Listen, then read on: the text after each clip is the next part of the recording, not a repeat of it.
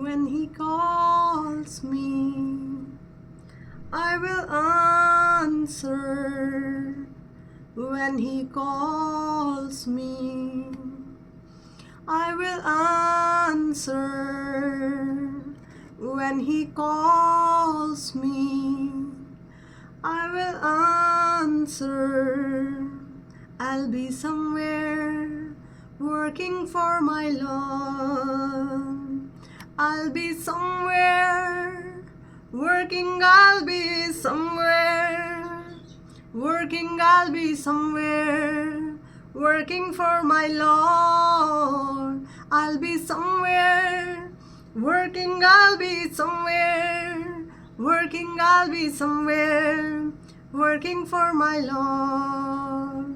In the highways, in the byways, in the highways, in the byways, in the highways, in the byways, I'll be somewhere working for my Lord. I'll be somewhere working, I'll be somewhere working, I'll be somewhere working for my Lord. Praise the Lord. आज मैं वो share करने वाली हूँ जो मैंने दाऊद के जीवन से सीखा, और 1 सैमुएल चैप्टर 17 उसकी 28 से लेके 32 तक यहाँ पे मुझे सीखने के लिए जो हेल्प मिली दाऊद के जीवन से, वो यहाँ पे लिखा हुआ है। यहाँ पे लिखा है, जब दाऊद उन मनुष्यों से बात कर रहा था तब उसका बड़ा भाई एलियाब सुन रहा था, और एलियाब दाऊद से बहुत क्रोधित होकर कहने लगा, तू यहाँ क्यों आया है, और जंगल में उन थोड़ी सी भेड़ बकरियों को तू किसके पास छोड़ आया है?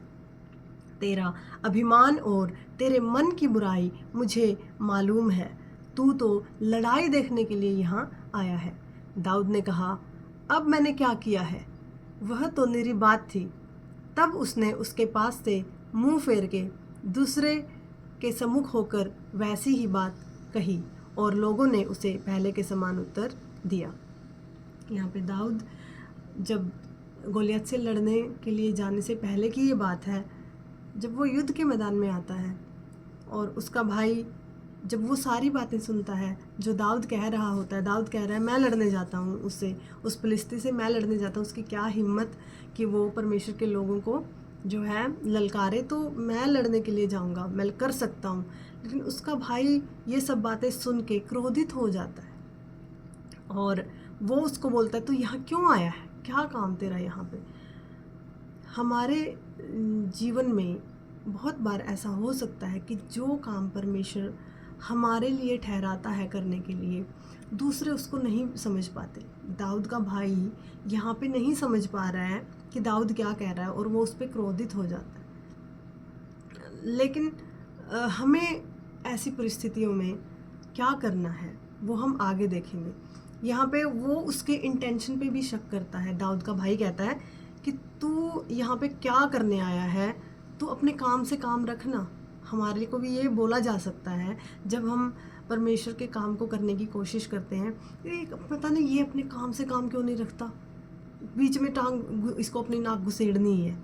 तो यहाँ पे एक चीज़ और लिखी हुई है आगे, तेरा अभिमान और तेरे मन की बुराई मुझे मालूम है। दाऊद के साथ यहाँ पे तीन चीज़ें हो रही हैं। उसके ऊपर गुस्सा किया जा रहा है और उसको बोला जा रहा है तो अपने काम से काम रख, और जो तीसरी वाली बात यहाँ पे, तेरा अभिमान और तेरे मन की बुराई, यानी कि उसके इंटेंशन पे शक किया जा रहा है। उसका भाई कह रहा है तू यहाँ पे ये देखने के लिए आया है कि इनके ये जो लड़ रहे हैं उस लड़ाई को देखने के लिए आया है। दूसरे भाषा में, दूसरे शब्दों में अगर हम कहें, जैसे हम आम लैंग्वेज में बोल देते हैं कि मज़े ले रहा है अभी हमारे, क्योंकि हमारे ऊपर मुसीबत पड़ी है ना। तो ये जो है दाऊद के साथ हो रहा है, वो दाऊद जो एक महान राजा होने वाला है, उसके साथ ये चीज़ें हो रही हैं। तो हमारे को जब परमेश्वर कोई काम करने को बोलता है, उसको जब हम शुरू करने की कोशिश करते हैं तो ये चीज़ें हमारे साथ हो सकती है। लेकिन यहाँ पे दाऊद जो है वो क्या करता है, रुकता नहीं है दाऊद। आगे जब हम पढ़ते हैं तो वो कहता है कि मैंने क्या किया है, अब मैंने क्या किया है। और तब उसने उसके पास से मुंह फेर के दूसरे के सम्मुख होकर वैसी ही बात कही। लोगों ने उसे पहले के समान उत्तर दिया। तो उसने क्या किया, उसने वहाँ से मुंह फेर लिया। मेरा जो दूसरा जो बात मैं दाऊद की लाइफ से सीखी वो ये है कि नेगेटिविटी से उसने मुंह फेर लिया। जब उसको लगा कि ये काम जो मैं करने जा रहा हूँ इसके लिए मुझे यहाँ से रुकावट हो सकती है, उसने क्या किया, उससे मुंह फेर लिया। उस नेगेटिविटी से उसने मुंह फेर के और वही बात कही जो उसने पहले कही थी। यानी कि उसने अपना कोई चेंज नहीं किया, अपनी बात को, अपने उस प्लान को, अपने उस काम करने के तरीके को, या जो भी परमेश्वर उससे करवाना चाह रहा था, उसने डिस्करेज नहीं हुआ वो, और उसने छोड़ा नहीं उस काम को, उसने कंटिन्यू किया। एक जगह सुनवाई नहीं हुई, उसने दूसरी जगह पे वही बात बोली। तो हमें मुझे जो सीखने को मिला वो ये है कि परमेश्वर ने हमारे लाइफ में एक काम निर्धारित किया है करने के लिए। जब तक प्रभु यीशु मसीह नहीं आते तब तक कुछ काम हम परमेश्वर के सब बच्चों के लिए उसने निर्धारित किया हुआ है। और जब हम वो काम करने की कोशिश करते हैं तो ऐसी परिस्थितियां होंगी जो हमें डिस्करेज करने की कोशिश करेंगी। ऐसे चीज़ों को हम देखेंगे जो हमें लगेगा कि नहीं, मेरे से नहीं होगा, मेरे लिए तो ये मुश्किल है। लेकिन यहाँ पे दाऊद जो है वो ऐसा बिल्कुल नहीं कर रहा है। दाऊद क्या कर रहा है, परमेश्वर का आत्मा उसको इतनी स्ट्रेंथ दे चुका है कि वो उस नेगेटिव रिस्पॉन्स को, या उन जो उसके ऊपर इंटेंशन के ऊपर शक किया जा रहा है उसको वो क्या कर देता है, इग्नोर कर देता है। तो हमें क्या करना है आज कि जो भी काम परमेश्वर ने हमें दिया है उसको हमें बदलना नहीं है, वो ही करते जाना है कंटिन्यू, जैसे दाऊद ने किया। एक बार सक्सेसफुल नहीं होगा, दूसरी बार होगा, दूसरी जगह पे होगा। तो क्या हुआ, यहाँ पे क्या हो रहा है, उसने मुंह मोड़ लिया। तो हमें भी हर उस नेगेटिविटी से, हर उस नेगेटिव रिस्पॉन्स से मुंह मोड़ लेना है, हमें उसको इग्नोर कर देना है। जो पहला जो है कि बी फिर्म, हमें दृढ़ रहना है। जो काम हमें करने के लिए परमेश्वर ने बोला उसको करने के लिए हमें दृढ़ता से बने रहना है, उसको छोड़ना नहीं है बीच में। क्योंकि अगर उस दिन दाऊद ये इसके भाई के बोलने से वो डर जाता, घबरा जाता, या डाउट कर लेता और वो छोड़ देता, तो उम्र भर उसके ऊपर वो टैग लग जाता कि ये जो है इसके मन में बुराई थी, ये बुराई के मकसद से ही वो वहाँ पे आया था। लेकिन अगर उसने उस काम को किया तो आगे कहानी हमें पता है क्या हुआ।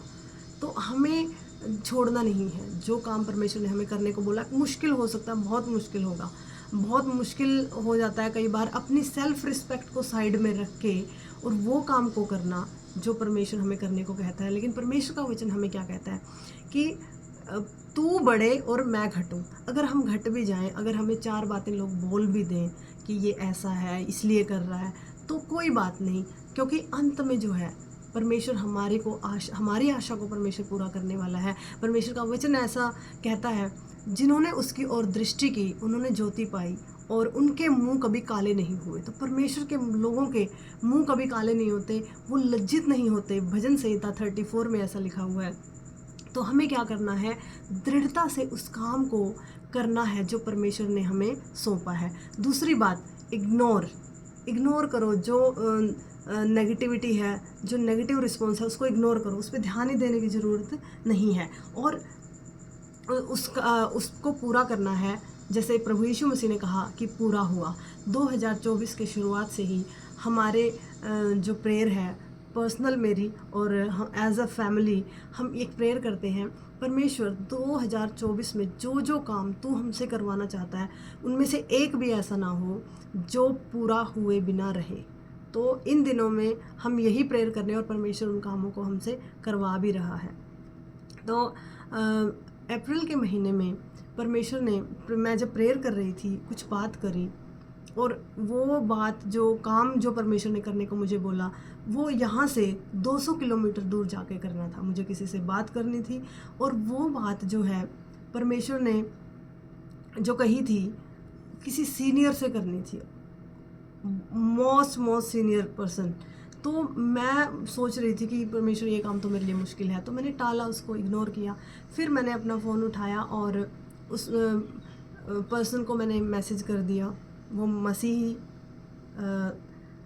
थे, तो मैंने उनको मैसेज किया। तो उन्होंने मैंने जो भी मेरे को परमेश्वर ने बोला और किस तरीके से चीज़ों को करना है वो बोला। तो उन्होंने मुझे बोला कि ठीक है, आप आओ और मिलो, आप आके मिलो, उसके बाद हम उसके ऊपर बात करेंगे, वो चीज़ों को करेंगे जो परमेश्वर ने करने के लिए कहा है। तो उसके बाद फिर मैं गई, मैं मेरे हस्बैंड मैं हमने टिकट बुक किया और कैब में बैठ गए जाने के लिए। अचानक से मेरी बेटी को उल्टियाँ होने लगी। वो बिल्कुल ठीक ठाक थी और हमें बस कुछ किलोमीटर ही गए थे रेलवे स्टेशन जाने के लिए। मेरी बेटी को उल्टियाँ स्टार्ट हो गई। मैं ये सोच रही थी कि चलो वापस चलते हैं, घर से निकल तो गए हैं लेकिन लग नहीं रहा हमें कि जाना चाहिए, छोड़ो। तो मेरे हस्बैंड ने बोला नहीं, जो काम करने के लिए निकले हैं अब उसको करना है, हम इसको पूरा करके ही आएंगे। तो हम गए। वहाँ पे जाने के बाद बात करने के बाद कुछ ज़्यादा पॉजिटिव नहीं था, बहुत नेगेटिविटी थी, बहुत नेगेटिव रिस्पॉन्स था। मेरा मूड बहुत ख़राब हो गया था और मेरे हस्बैंड तो मुझे छोड़ के ही आ चुके थे वो, क्योंकि उनका ऑफिस रहता है। तो मैं वहाँ पे थी और मैं उनसे, वो मेरे से कंटिन्यू फ़ोन पे बात कर रहे थे, एनकरेज कर रहे थे कि नहीं कोई बात नहीं, भले ही चीज़ों को रोकने की कोशिश की जा रही है, बट तुम्हें ये काम करना है।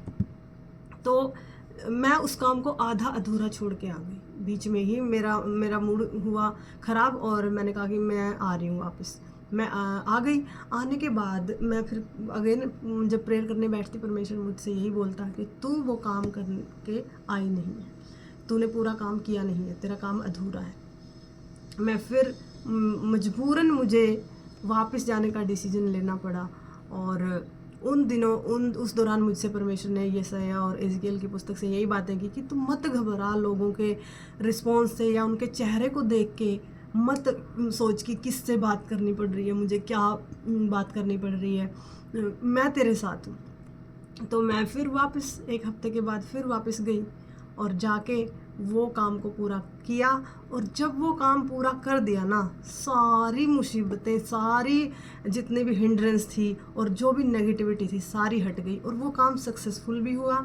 और जहाँ पे नेगेटिविटी थी, जहाँ पे जिनके मनों में इस कोई विचार था, वो भी परमेश्वर ने हटा दिया और आज वहाँ पे एक मेल है, वो सब सही हो गया है। और मेरे लिए भी एक अच्छा रिस्पॉन्स है, मेरे लिए भी जो नेगेटिविटी थी वहाँ पे वो भी हट गई। तो कहने का मतलब क्या है कि हो सकता है एक टाइम के लिए वो रुकावट आए, लेकिन वो सिर्फ इसलिए है कि जो कुछ अद्भुत वहाँ पे होता है, उस काम के करने के पीछे कुछ छिपा होता है। और वो जब हम कर देते हैं ना, तो वो अपने आप ही फिर शैतान, वो फोर्स हट जाता है शैतान का, अपने आप ही चला जाता है। क्योंकि उसका मकसद क्या है? उस काम को रोकना जो हमने करना है, जो परमेश्वर ने हमें सौंपा है, तो बस उसी को उसने रोकना होता है। और हम जो है फंस जाते हैं लोगों के साथ माथापच्ची करने में। यहाँ पे दाऊद की कितनी अच्छी बात है उसके अंदर कि उसने उसके भाई से उसने कुछ बोला ही नहीं, उसने साबित करने की कोशिश करी ही नहीं, उसने अपने आप को प्रूव किया ही नहीं कि देख मेरे से परमेश्वर ने ही बात करी है, परमेश्वर ही है। मैंने ऐसा बहुत बार किया हुआ है, इसलिए मैं इससे रिलेट कर पा रही हूँ कि मैं ये सोचती थी मैं परमेश्वर ने ही बोला है ये। लेकिन यहाँ पे मुझे जो सीखने को मिला ये कि छोड़ो उसको, उसमें टाइम वेस्ट करने की ज़रूरत है ही नहीं, 1 मिनट भी वेस्ट नहीं करना, बस करते चलो। साबित कौन कर देगा? परमेश्वर अपने आप। आखिर में क्या हुआ? दाऊद लड़ा और दाऊद जीता। तो यहाँ पे परमेश्वर ने हमें जो काम सौंपा है उसको हमने पूरा करना है। आज तक जो भी परमेश्वर के बच्चे हुए हैं उनके जीवन में एक भी ऐसा नहीं रहा कि ईजी रहा हो उन कामों को करना जो परमेश्वर ने दिए हैं। हमेशा शैतान चाहेगा कि वो काम रुक जाए। और हमारा जो युद्ध है वो लोगों से नहीं है, वो लहू और मांस से नहीं है। पौलुस कहता है वो अंधेरे के जो है अधिकारियों से है। तो अंधकार की शक्तियों से हमारा युद्ध है। तो हमें लोग कोई हमारे खिलाफ नहीं है, उनके ज़रिए या चीज़ों के ज़रिए या परिस्थितियों के ज़रिए, अगर इंसान नहीं होगा तो क्लाइमेट हो जाएगा, क्लाइमेट नहीं होगा तो कुछ और हो जाएगा। तो हम कब तक किसी चीज़ से थोड़े लड़ सकते हैं हम, लेकिन हमें वो काम बस सोच लेना कि ये मुझे करना ही है। तो इन दिनों में परमेश्वर से मेरी यही प्रेयर है, और शुरू से ही जब से मैं प्रभु में आई हूँ, मैं एक प्रेयर करती हूँ कि परमेश्वर मैं ऐसा कोई काम ना करूँ जो मेरा खुद का इच्छा से मैं करूँ, तेरी इच्छा हो, तू मुझसे जो करवाए मैं वही कर पाऊँ बस। और इसी जब मैं ये प्रेयर मेरी हर रोज़ ही रहती है कि एक दिन भी परमेश्वर की इच्छा के विरुद्ध कोई काम मेरे से ना हो। तो उसके लिए परमेश्वर ने मुझे एक वचन दिया, इफिसियों और उसका 1 अध्याय और उसकी 6 वर्ष में इस प्रकार से लिखा हुआ है। फिलिपियो उसका 1 अध्याय और उसकी 6 आयत में लिखा हुआ है, मुझे इस बात का भरोसा है कि जिसने तुम में अच्छा काम आरंभ किया है वही उसे यीशु मसीह के दिन तक पूरा करेगा। प्रभु ने हमारे अंदर अच्छा काम शुरू किया है और वही उसको क्या करेगा, पूरा करेगा। कहीं ना कहीं हमें परमेश्वर का काम करते रहना है। दूसरा जो वचन है वो है फिलिपियो 2:13 में, क्योंकि परमेश्वर ही है जिसने अपनी सुइच्छा निमित्त तुम्हारे मन में इच्छा और काम दोनों बातों के करने का प्रभाव डाला है। यहाँ पे लिखा हुआ है, जब परमेश्वर हमें कोई काम देता है उसको करने की इच्छा भी हमारे अंदर देता है, और वो जो है इफ़ेक्टिव भी होगा। तो परमेश्वर हमें हेल्प करे उसके काम को कंटिन्यू करने के लिए। रुकना नहीं है, दृढ़ता के साथ करते जाना है और नेगेटिविटी को इग्नोर कर देना है। खुशी खुशी परमेश्वर के काम को करना है। अंत में जो है सफलता हमें मिलने वाली है। इस वचन के द्वारा परमेश्वर हम सबको आशीषित करे। Praise the Lord.